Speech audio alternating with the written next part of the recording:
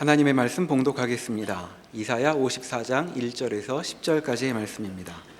구약 1034면 어간에 있습니다.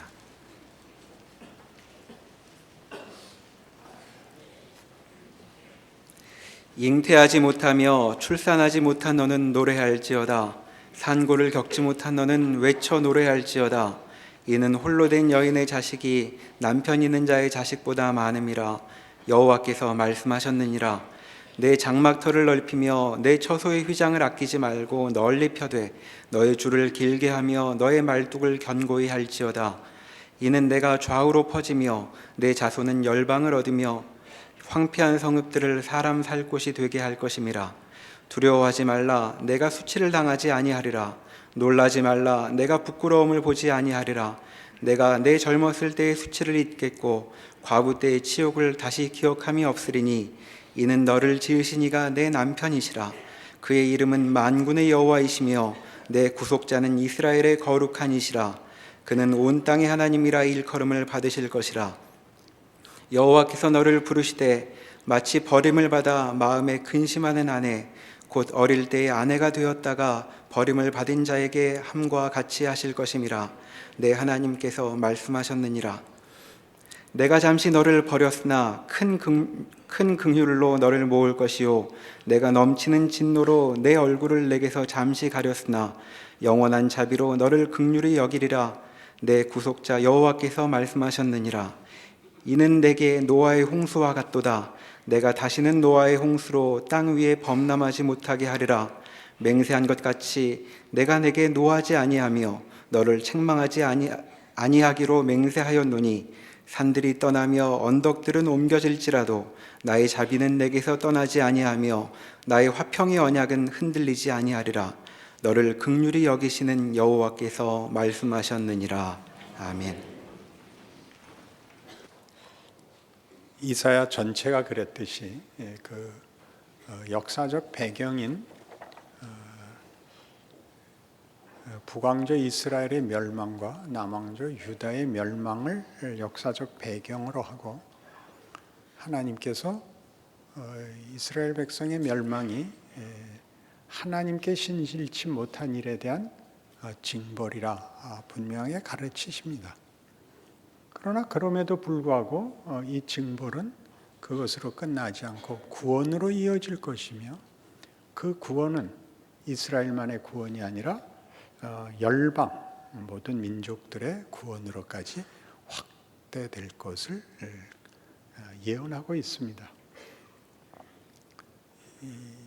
이사야 1장에서 39장이 이 유다의 말기, 북왕조 이스라엘의 멸망과 남왕조 유다의 말기의 시대적 배경을 갖는다면 40장에서 55장까지는 포로 시대를 그 역사적 배경으로 갖고 있습니다. 그리고 56장에서 66장까지는 이제 귀환하여 새 성전을 짓는 시기를 역사적 배경으로 갖고 있습니다. 이 지금 55장까지 이어지는 40장부터의 예언은 어떻게 하나님께서 그의 백성을 되돌릴 것인가, 회복하실 것인가, 하나님의 창조의 역사, 하나님의 언약에 대한 신실성 등이 그 포로 귀환과 이스라엘의 회복과 약속된 구원의 성취로 계속 약속되고 있죠. 54장에 이르면 그것이 그래서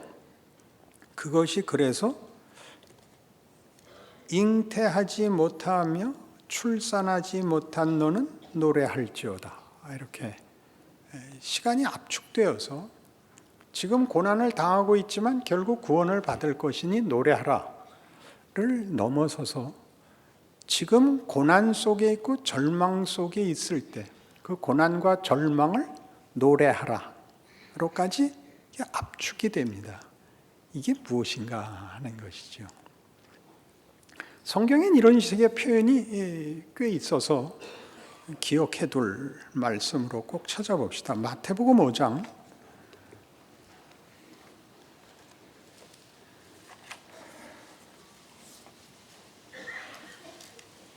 마태복음 5장에서 여러분 잘 아시는 팔복을 가르치시다가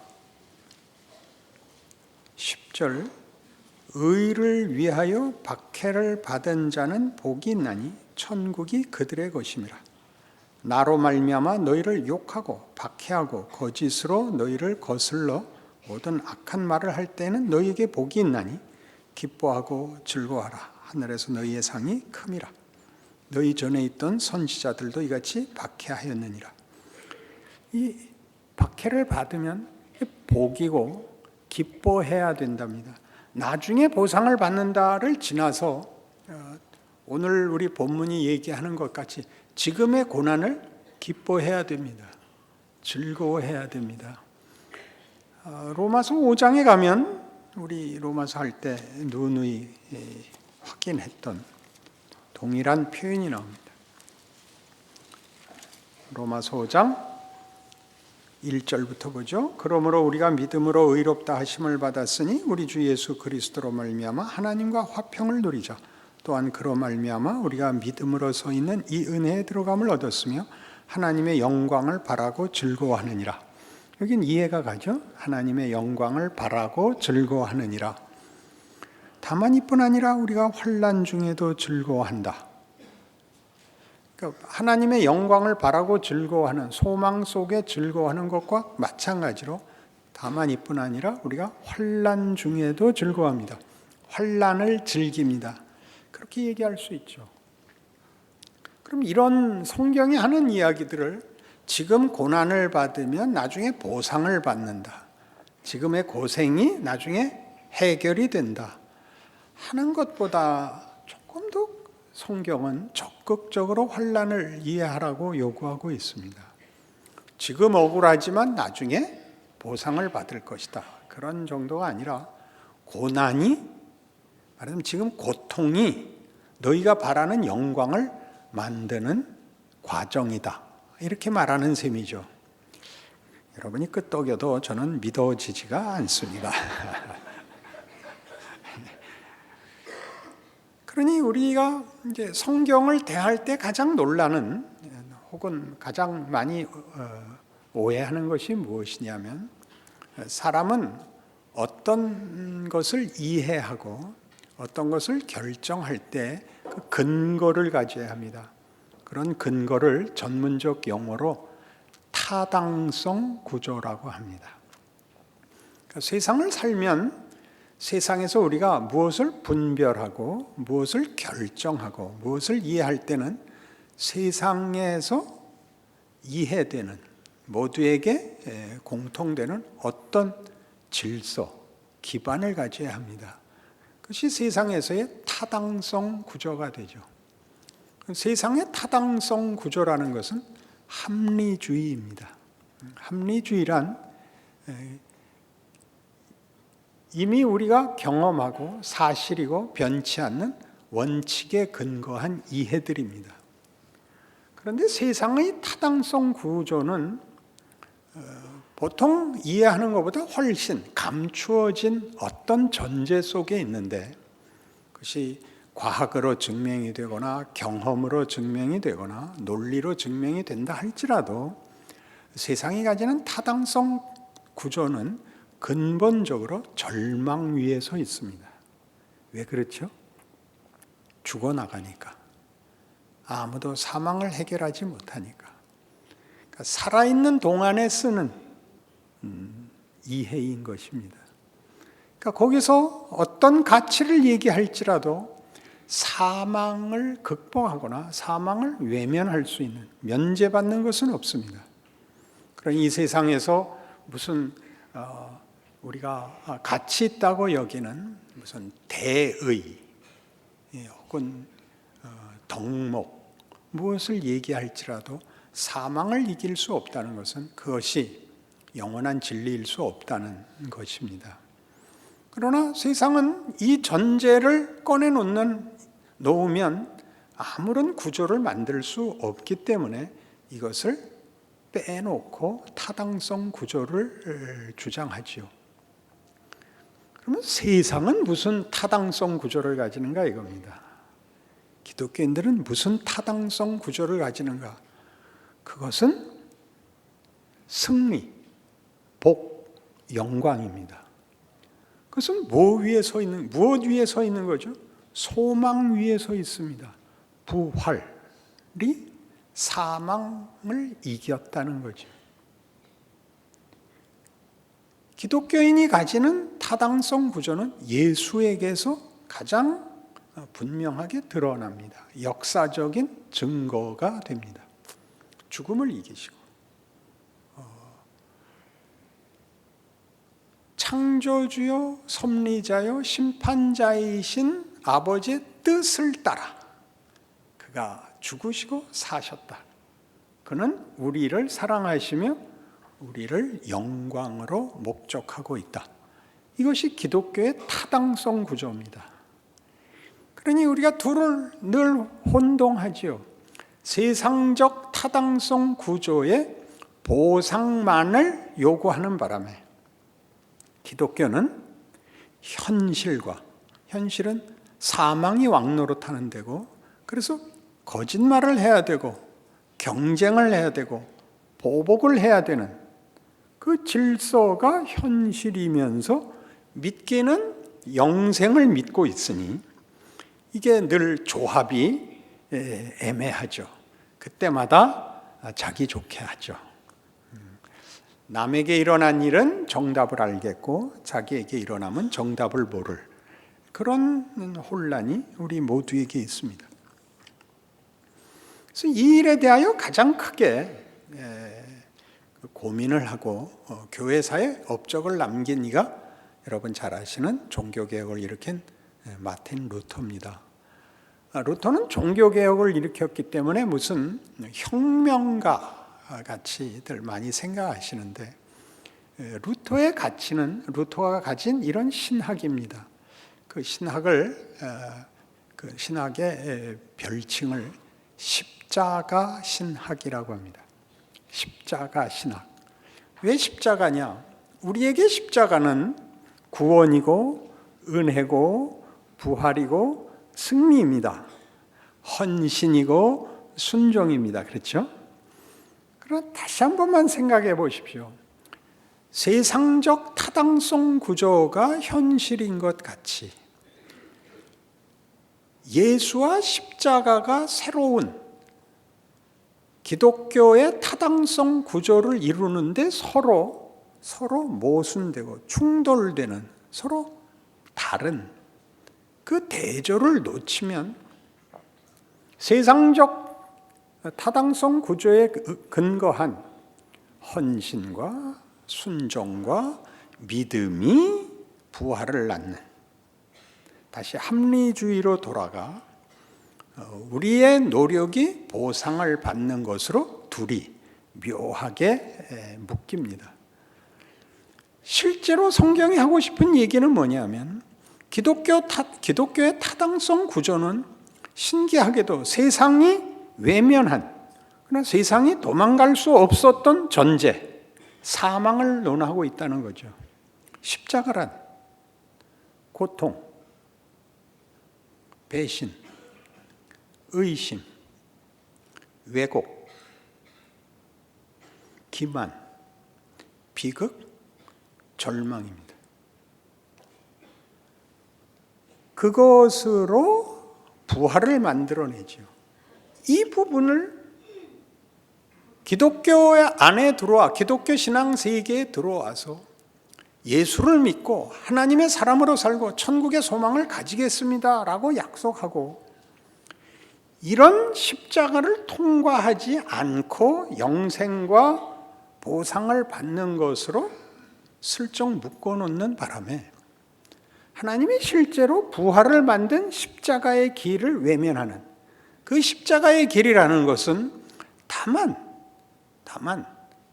헌신과 복종을 요구하는 그런 윤리적 차원에서의 강요가 아니라 그런 현실로 세상 사람들도 걷고 우리도 걷는 것으로, 세상은 그것이 보상이 없는 것이고 그래서 외면하거나 타협하거나 체념할 수 하거나 원망하는 것에 불과한 그것이 우리는 부활을 담는 하나님의 방법으로 새롭게 쓰이고 있다는 것을 기억하는 자로서의 위대함이 사라지고 있는 것입니다.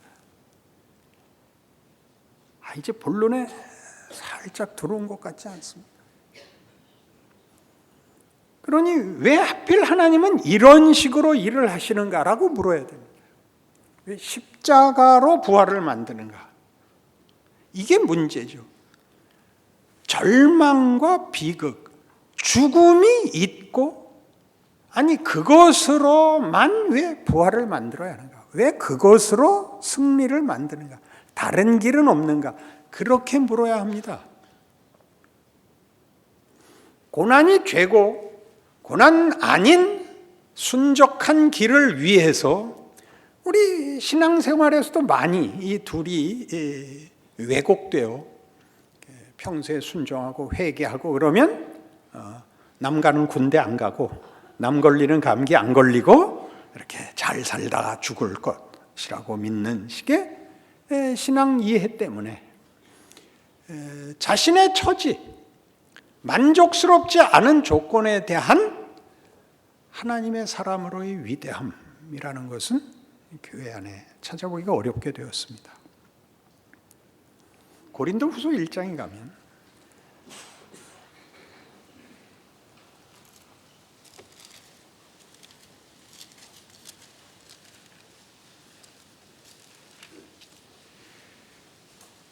고린도후서 1장 8절 형제들아 우리가 아시아에서 당한 환난을 너희가 모르기를 원하지 아니하노니 힘에 겹도록 심한 고난을 당하여 살 소망까지 끊어지고 우리는 우리 자신이 사형 선고를 받은 줄 알았으니 이는 우리로 자기를 의지하지 말고 오직 죽은 자를 다시 살리시는 하나님만 의지하게 하심이라. 하나님이 우리를 죽음 앞에 세우십니다. 이게 성경이 하는 일입니다. 왜 죽음 앞에 세우죠? 죽음이 최고의 시험입니다. 죽음을 넘어서는 가치, 죽음을 꿰뚫는 것으로 가는 길 이외의 것은 죽음 앞에서 다 무용지물이 됩니다.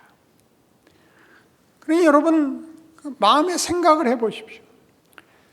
예수를 믿고 쓸모 있기 위해서 원하는 것이 무엇인가를 보십시오. 여러분이 행복하기 위해서 필요한 것이 무엇인가를 보십시오. 그 요구가 다 죽음을 극복하는 것만큼 큰가? 여기에 우리를 대면시키는 것이 인생입니다. 내가 너에게 하려는 것은 이걸 관통하는 것이다.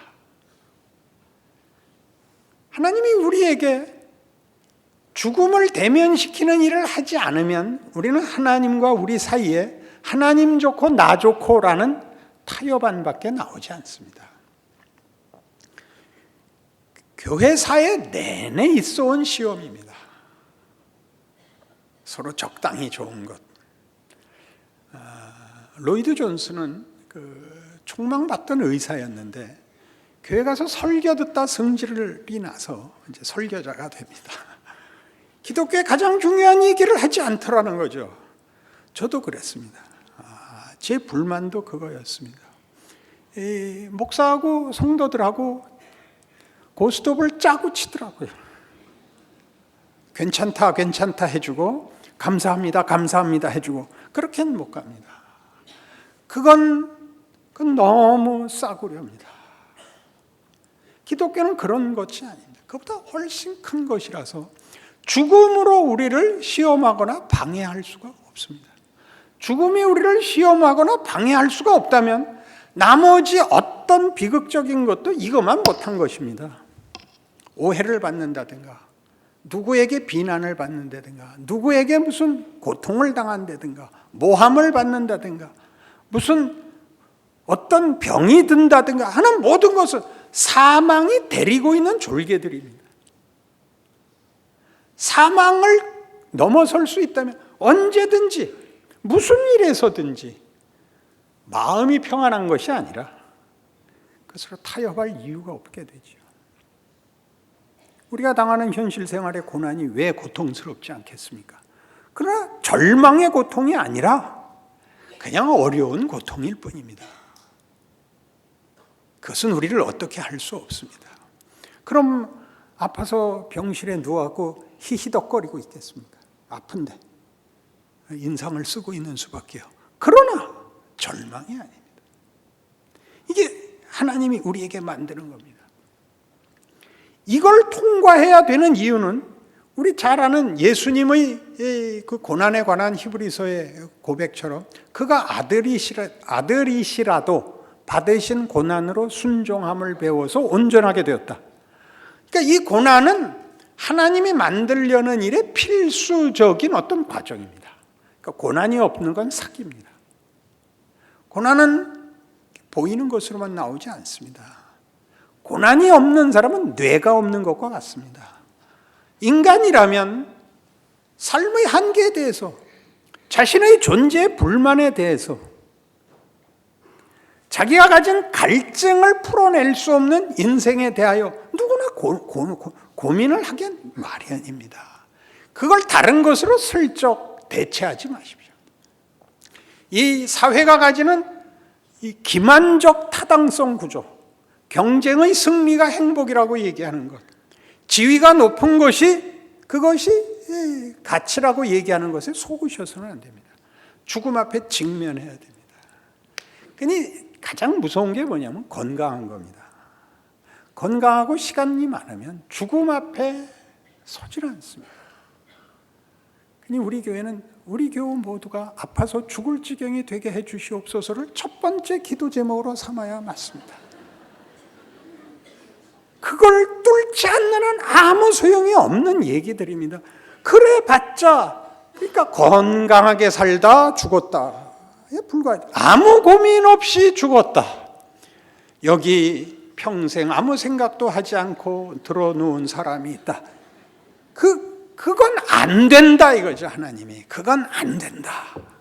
그건 안 된다. 내가 만들려고 하는 것은 소모품이 아니다. 시간이 흐르면 그냥 흐지부지 되는 것이 아니다.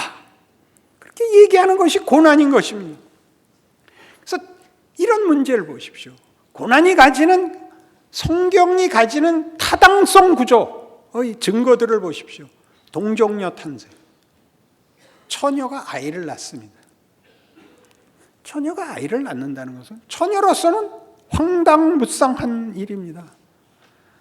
오늘 본문에 본 바와 같이 너희 잉태치 못한 자여 노래하라. 처녀가 애를 뱉는데 노래하라. 그럼 주변에서 저게 애를 뱉으니 완전히 미쳤구나. 그럴 거 아닙니까? 그러나 그가 뱉은 애는 메시아였습니다. 그럼 변명할 수 없는 처지에 놓이고, 그래서 정언했던 요셉이 가만히 파혼을 하려고 합니다. 그렇지 않습니까? 변명도, 처녀가 애를 배도 할 말이 있다더니 네가 마리아냐? 이게 우리 속담에도 있지 않습니까? 우리나라 기독교가 언제 들어온 거예요? 그러니 우리가 당하는 모든 일에서 우리가 변명의 여지가 없지 않습니까? 네 잘못이야. 맞죠? 네가 뭔가 잘못한 거야. 맞죠? 그 모든 것이 메시아를 낳듯이 우리에게 영광과 하나님의 뜻을 낳는 하나님의 방법이라고. 그래서 우리가 당하는 현실을 하나님이 일하고 있는 자리라고. 내가 잘못해서 하나님이 외면한 자리가 아니라고. 이스라엘 백성이 잘못해서 쫓겨간 심판과 바벨론 포로마저도 그들을 그렇지 않은 곳에서 만드는 것보다 더 큰 것을 만드는 하나님의 길이었다고, 시간이었다고 성경은 그렇게 얘기하는 것입니다. 아멘 안 한 사람 뭡니까? 나는 그따운 건 모른다.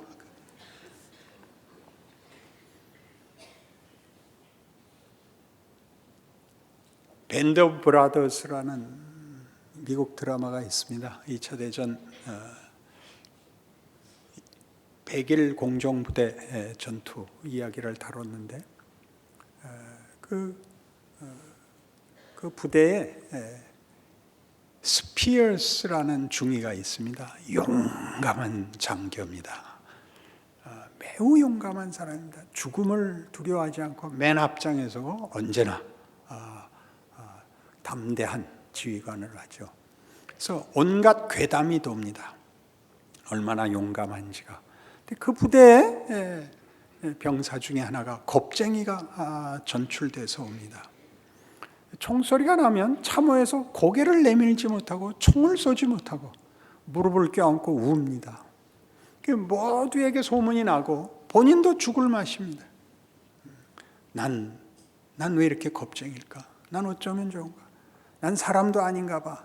그 스피어스 중위가 나타납니다. 모두가 생각하기를 쏴서 죽이려고 왔나 보다. 그렇게 걱정할 만큼 무자비한 사나이가 겁쟁이를 찾아왔습니다. 담배 한 대를 건네고 째려보니까 이제 스스로 자기 죄를 알죠. 저는 왜 이렇게 겁이 많은지 모르겠어요. 저는 이렇게 두려운지 모르겠어요. 이 한마디를 내뱉습니다. 너는 이 전쟁에서 살아남을 수 있다고 생각해서 겁이 나는 거야. 우와.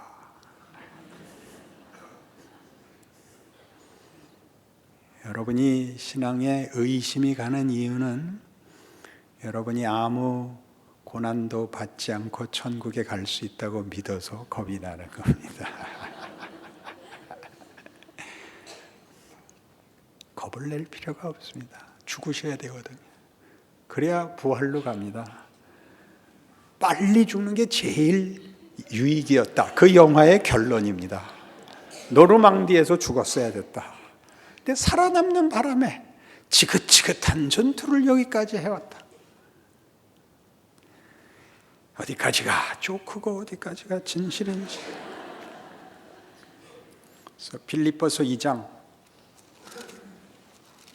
성경의 이 타당성 구조, 고난이 하는 일, 그 위대함, 즐겨야 할 신앙의 구체적인 실상에 관한 것입니다. 빌립보서 2장 5절 너희 안에 이 마음을 품으라 곧 그리스도 예수의 마음이니 그는 근본 하나님의 본체시나 하나님과 동등됨을 취할 것으로 여기지 아니하시고 오히려 자기를 비워 종의 형체를 가지사 사람들과 같이 되셨고 사람의 모양으로 나타나사 자기를 낮추시고 죽기까지 복종하셨으니 곧 십자가에 죽으심이라. 이러므로 하나님이 그를 지극히 높여 모든 이름 위에 뛰어난 이름을 주사 하늘에 있는 자들과 땅에 있는 자들과 땅 아래에 있는 자들로 모든 무릎을 예수의 이름에 꿇게 하시고 모든 입으로 예수 그리스도를 주라 시인하여 하나님 아버지께 영광을 돌리게 하셨느니라. 하나님과 동등된 영광을 비우고 죽음을 택할 수 있는 하나님의 어떤 요구, 어떤 내용, 어떤 목적을 증언하고 있는 거죠.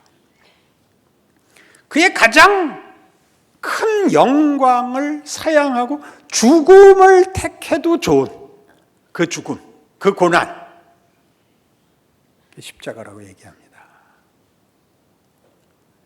하나님이 우리 모두를 가장 우리 소원과 비슷한 것으로 형통하게 하시고 모든 것을 가지게 하사 이루실 수 있는 모든 어떤 지위, 어떤 재능, 어떤 헌신 같은 것들을 다 버리고라도 더 나은 것으로 내가 기꺼이 쫓아 들어갈 수 있는 것, 죽음이라고 얘기합니다. 성경의 타당성 구조입니다. 왜요? 그리하여 부활이, 그리하여 구원이, 그리하여 영광이 제대로 우리가 이해하는 것과 비교할 수 없는 실체가 드러나니까요. 그러니 우리가 로마서 8장에서 보듯이 찾아가 볼까요?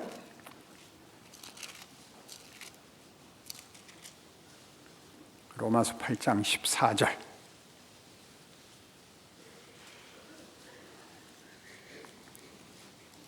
무릇 하나님의 영으로 인도함을 받는 사람은 곧 하나님의 아들이라.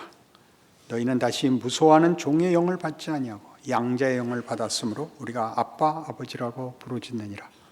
성령이 친히 우리의 영과 더불어 우리가 하나님의 자녀인 것을 증언하시나니 자녀이면 또한 상속자, 곧 하나님의 상속자요 그리스도와 함께 한 상속자니 우리가 그와 함께 영광을 받기 위하여 고난도 함께 받아야 할 것이니라. 요셉의 생애를 보면 요셉은 전 세계를 인류를 구원하기 위하여 애굽의 총리가 됩니다. 그러기 위하여 그가 걸었던 길은 참혹한 길이었습니다. 형들에게 팔려 나가고 노예로 살고 중죄수로 감옥에 갇혀 그 족쇄에 묶이고 쇠사슬에 묶인 그 감옥살이를 하고 총리의 자리에 오릅니다. 그 모든 것이 그를 총리의 실력이 되게 하지요. 우리 인생에 일어나는 우리가 늘 자책하는 이런 것만은 없었으면 지워버리고 싶은 과거로 돌아가 지워버리고 싶은 그 자책하는 그 원망하는 모든 것들 그 모든 것이 여러분에게 영광을 만들어내는 하나님의 귀한 인도하심입니다. 이건 없어야 된다가 없는 십자가란 가장 치욕스러운 것이고 죽음이란 모든 것의 끝인데 그것으로 만드는 하나님의 영광, 우리를 향한 승리라면 가장 먼 것으로 만들므로써 그것이 얼마나 큰가를 얘기하고 가장 낮은 것으로서 그 일을 만듦으로써 우리가 어느 곳에서도 어떤 경우에도 낙심할 필요가 없다는 것을 드러내는 것, 성경의 타당성 구조입니다. 그러니 믿음을 갖는다는 것은 하나님의 일하심에 대한 확신이죠. 어려울 땐 어려우셔야 됩니다. 대책이 없습니다. 나중에 갚아주신다. 그건 우리 다 알고 있는 겁니다. 갚아주셔야 웃을 수 있는 것이 아니라 하나님이 사망을 뒤집어 부활로, 승리로, 영광으로 만들 수 있다면 이제 우리에게 일어나는 어떤 일에 대해서도 우리는 떨지 않겠다. 그게 너희 잉태치 못한 자여 노래하라. 너희 지금 우는 자여 기뻐하라. 라는 성경의 요구인 것입니다. 아멘 한 사람만 따로 모여서 우리 교회 하나 따로 합시다. 여러분의 현실 아닙니까? 불만, 원망, 의심, 공포, 타협, 외면, 기만, 변명 그것이 일을 합니다. 멋있게 하십시오. 멋있게 하십시오. 여러분의 인생을 하나님이 승리로 만드는 그 길을 걷는 자의 주인공된 진정을 담아낸 위대한 삶으로 살아내십시오. 기적을 보실 것입니다. 기도하십시다. 하나님 아버지, 우리의 인생은 후회로 가득하지만 성경은 가르치기를 그 모든 것이 하나도 주의 뜻을 이룰 수 없는 것이 없다고 약속합니다. 예수의 성육신과 순환과 죽음과 부활 속에 증거된 그 길을 우리도 갑니다. 우리는 메시아도 아니고 위인도 아니고 우리는 훌륭한 사람도 아니지만 예수께서 우리가 걷는 의심과 실패와 눈물의 길을 승리와 위대함으로 만드셨기 때문에 우리는 그 길을 웃으며 노래하며 믿음으로 갈 수 있습니다. 살아내게 하옵소서, 담아내게 하옵소서. 우리 안에서 세상이 주지 못하는 답을 하나님이 주고 묻고 증거하고 있다고 외치는 우리의 삶이 되게 하옵소서. 예수님 이름으로 기도합니다.